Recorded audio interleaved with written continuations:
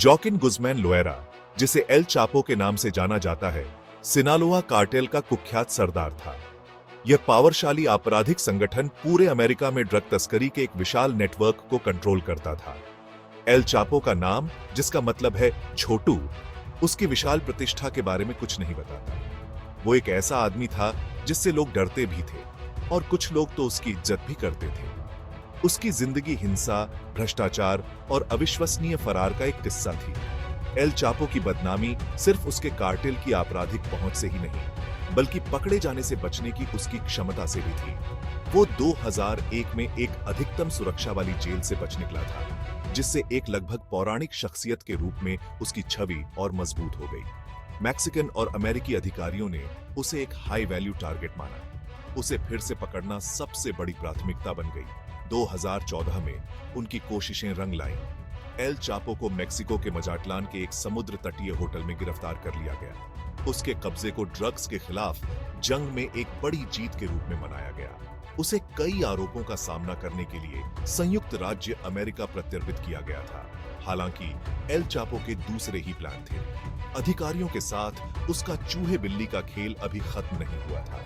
El Chapo की कहानी drug cartel की ताकत और उनसे होने वाली चुनौतियों की एक कठोर याद दिलाती है। जेल की चार दीवारी के अंदर से भी दंड से मुक्ति के साथ काम करने की उसकी क्षमता ने मैक्सिकन सरकार के भीतर गहरे भ्रष्टाचार को उजागर किया। उसके फरार होना, ऑडेसिटी और सावधानीपूर्वक प्लानिंगबद्ध प्रसिद्ध हो गए। उन्होंने कार्टेल की पहुंच और इन्फ्लुएंस के एक पावरशाली प्रतीक के रूप में काम किया। 2014 में एल चापो को पकड़ा गया, लेकिन यह ज्यादा दिन नहीं चला। वो फिर से भागने की ठान चुका था।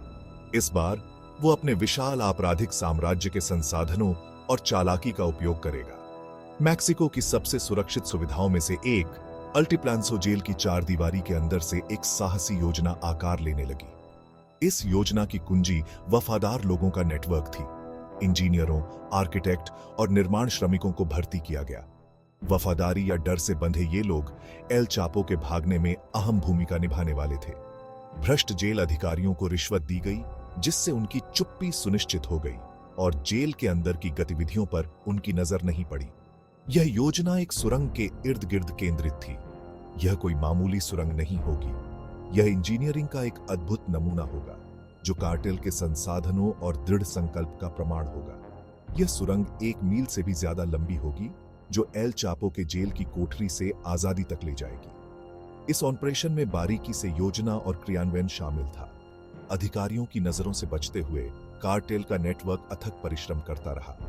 यह एस्केप प्लान सिर्फ एल चापो की आजादी के बारे में नहीं था, यह शक्ति का एक जबरदस्त प्रदर्शन था।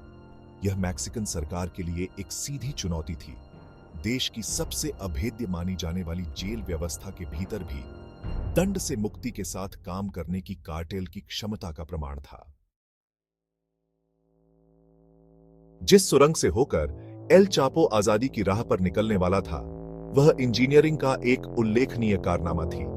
इसमें शामिल इंजीनियरों की विशेषज्ञता का प्रमाण देते हुए इसे सटीकता के साथ खोदा गया था। जेल के शॉवर क्षेत्र में एक गुप्त जगह से शुरू होकर यह सुरंग 1 मील से ज्यादा तक फैली हुई थी। यह सुरंग सिर्फ जमीन में खोदी गई एक संकरी जगह नहीं थी। यह एक सोफिस्टिकेटेड ऑपरेशन था, जो एल चापो के सुरक्षित और तेजी से भागने को सुनिश्चित करने वाली खूबियों से लैस था। वेंटिलेशन शाफ्ट ताजी हवा प्रदान करते थे, जिससे जमीन के नीचे लंबी यात्रा के दौरान घुटन से बचा जा सके। एल चापो को आजादी की ओर ले जाते हुए रास्ते को रोशन किया गया था। सबसे प्रभावशाली परिवहन का साधन था। सुरंग के प्रवेश द्वार पर एल चापो का इंतजार कर रही एक मॉडिफाइड मोटरसाइकिल थी, जिसे रेल सिस्टम पर चलाने के लिए फिट किया गया था। इस अद्भुत आविष्कार ने एक त्वरित और अपेक्षाकृत आरामदायक पलायन की अनुमति दी, जिससे एल चापो का सुरंग के निकास बिंदु से तेजी से प्रस्थान सुनिश्चित हो गया। सुरंग का निर्माण एक अजूबा था, जो कार्टेल की सावधानीपूर्वक योजना और संसाधनों का प्रमाण था। यह उनके द्वारा सुरक्षित दिखने वाले स्थानों में घुसपैठ करने और सिस्टम को अपने फायदे के लिए इस्तेमाल करने की क्षमता के बारे में बहुत कुछ बताता था। यह सुरंग सिर्फ भागने का साधन नहीं थी, यह कार्टेल की दुस्साहस और शक्ति का प्रतीक थी।